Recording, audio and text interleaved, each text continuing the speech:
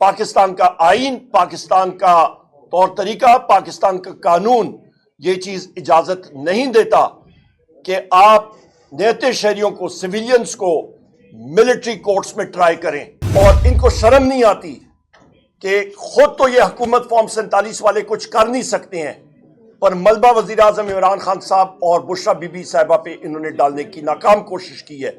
एक कोर्ट का फैसला सुना रहे हैं कि जी कल यानी कि आज ये फैसला आने वाला है। सबसे पहला सवाल कि इनको पता क्या चला, कैसे चला और किसने बताया कि ये फैसला आने वाला है? इसका मतलब है कि ड्राफ्टिंग कहीं पे हो रही है।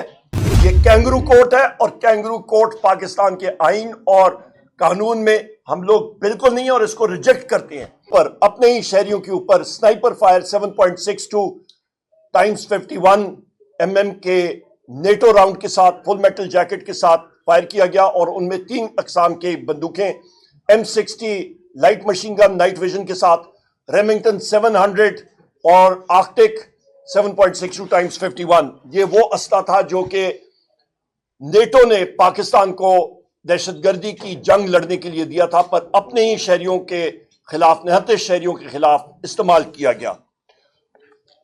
यहां पे ये भी कहता चलूं कि इस असले की रेंज तकरीबन 1 किलोमीटर होती है और ये असला अपने डिजाइन का तकरीबन 10% डिस्टेंस पे चला, फासले पे चला, जिसकी वजह से बहुत ज्यादा लोग हमारे जख्मी भी हुए और लातादाद लोग जो जख्मी हुए उनके खिलाफ FIR भी हुई और लोग जो अस्पतालों में गए वो डर के मारे उन्होंने रिपोर्ट भी नहीं किया।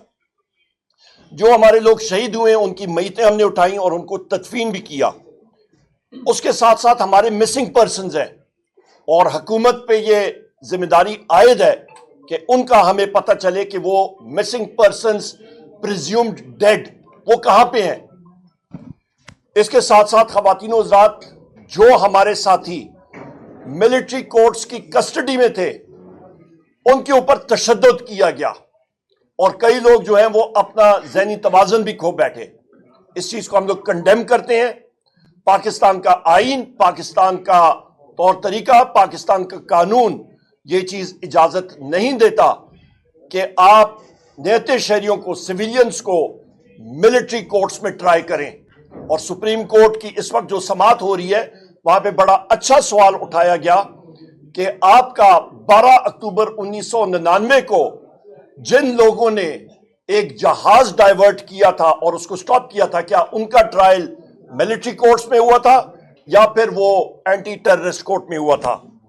इसके साथ साथ ख्वातीन और हज़रात, यह भी हम लोग वाजे करते चलें, वजीर आजम इमरान खान साहब ने अपनी सारी जिंदगी पाकिस्तान की आवाम की खिदमत में लगाई।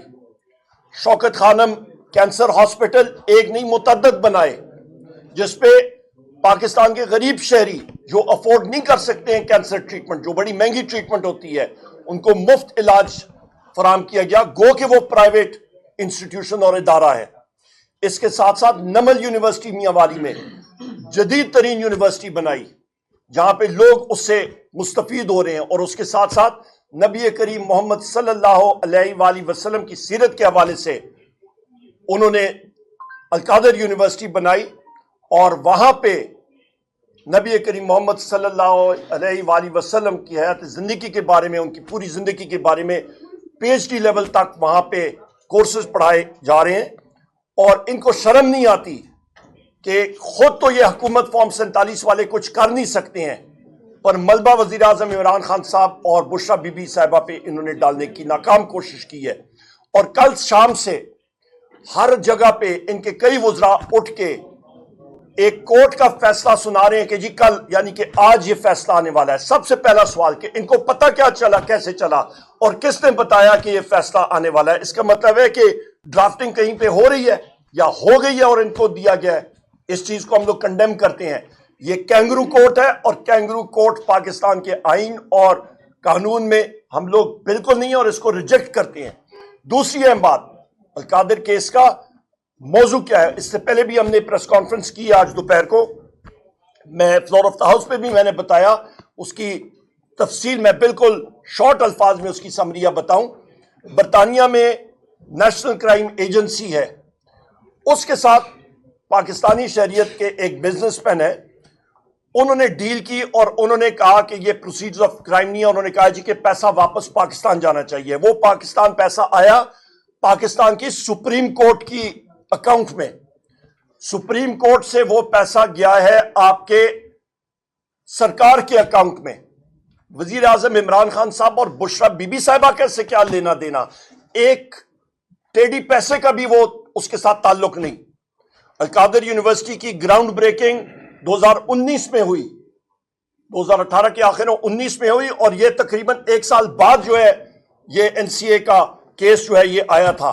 سو لہٰذا اس کا کوئی تعلق ہی نہیں وزیر اعظم عمران خان صاحب سے. ہاں جو سوال پوچھنا چاہیے کہ ون ہائیڈ پارک جو پراپرٹی 190 ملین پاؤنڈ کی خریدی گئی اور بیچی گئی, بیچنے والی پارٹی کا نام حسن نواز ہے جو نواز شریف کا بیٹا ہے. اس سے پوچھا جائے کہ یہ پروسیڈ آپ کے پاس آئے کدھر سے؟